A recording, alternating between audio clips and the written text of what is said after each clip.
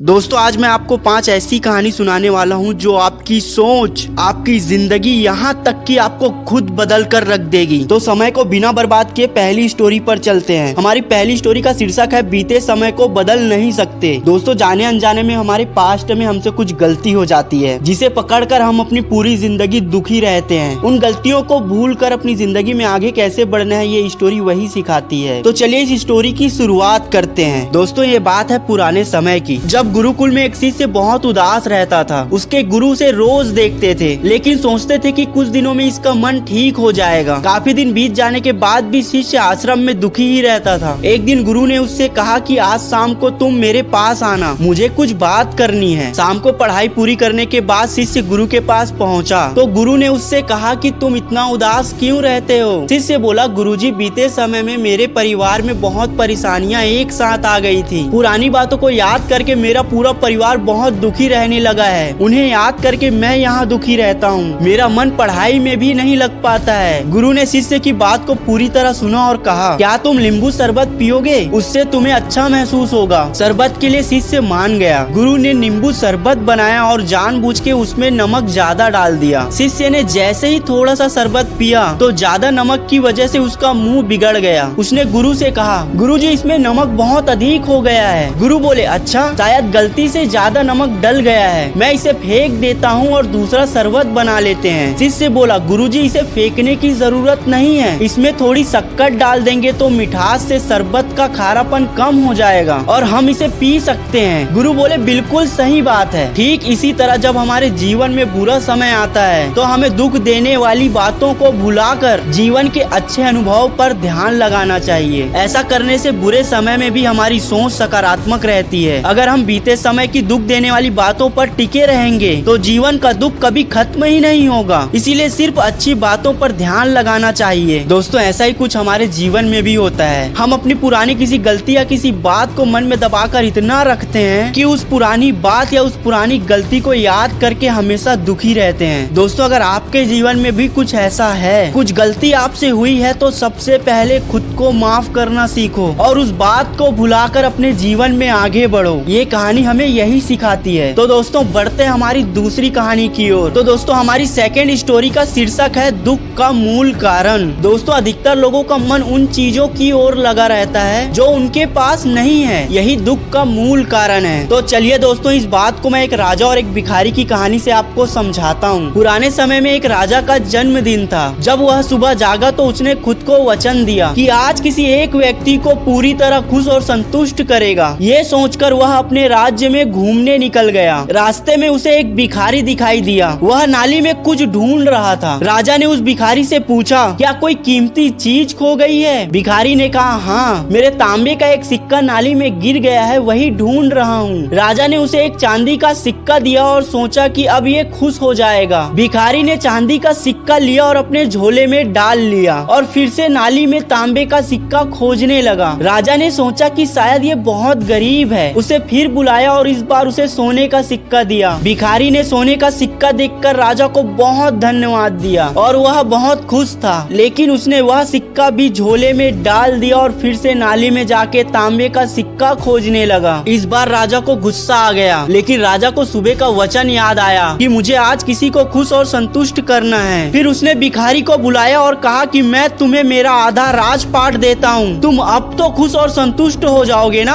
भिखारी बोला कि राजन, मैं तो तभी खुश और संतुष्ट हो सकूंगा जब मुझे मेरा तांबे का सिक्का वापस मिल जाएगा। राजा समझ गया कि इसका मन उसी तांबे के सिक्के में फंसा हुआ है। फिर राजन ने सैनिकों को बुलवाया और भिखारी का सिक्का खोजने का आदेश दिया। सैनिकों ने कुछ ही देर में वह सिक्का खोजकर भिखारी को दे दिया। सिक्का पाकर भिखारी खुश और संतुष्ट हो गया। दोस्तों ये कहानी हमें यही सिखाती है कि अधिकतर लोग उन चीजों को पाने में लगे रहते हैं जो उनके पास नहीं है। जो उनके पास है उनकी ओर ध्यान भी नहीं देते। यही दुख का मूल कारण है। इससे बचना चाहिए। दोस्तों ऐसा ही कुछ हमारे जीवन में भी होता है। हमारे पास जो चीजें हैं उसकी कीमत ना समझकर हम उन चीजों के लिए रोते रहते हैं जो हमारे पास नहीं है। तो दोस्तों अपने आसपास देखिए कि भगवान ने आपको क्या कुछ दिया है। अगर आपके माता पिता आपके पास हैं, आपका शरीर स्वस्थ है, तो ये आपकी मूलभूत संपत्ति है। बाकी चीजें तो आप अपने मेहनत से कमा सकते हो। दोस्तों आज से ही उन चीजों चीजों के लिए रोना बंद कीजिए जो आपके पास नहीं है और उन चीजों के लिए खुश होना शुरू कर दीजिए जो आपके पास है। तो चलिए दोस्तों हमारे तीसरे कहानी की ओर चलते हैं। दोस्तों इस कहानी का शीर्षक है 3 पुतलों की कहानी। दोस्तों कई लोग किसी बात को जाने बिना ही उसे सभी को बताना शुरू कर देते हैं। ऐसे लोगों से आपको सावधान रहना चाहिए। तो चलिए इस बात को मैं स्टोरी से आपको अच्छे से समझाता हूँ। दोस्तों इस कहानी को बहुत ध्यान से सुनना क्योंकि ये कहानी ने मुझे बहुत बड़ी सीख दी और मुझे यकीन है कि आपको भी बहुत बड़ी सीख देगी। तो बढ़ते हैं हमारी कहानी की ओर।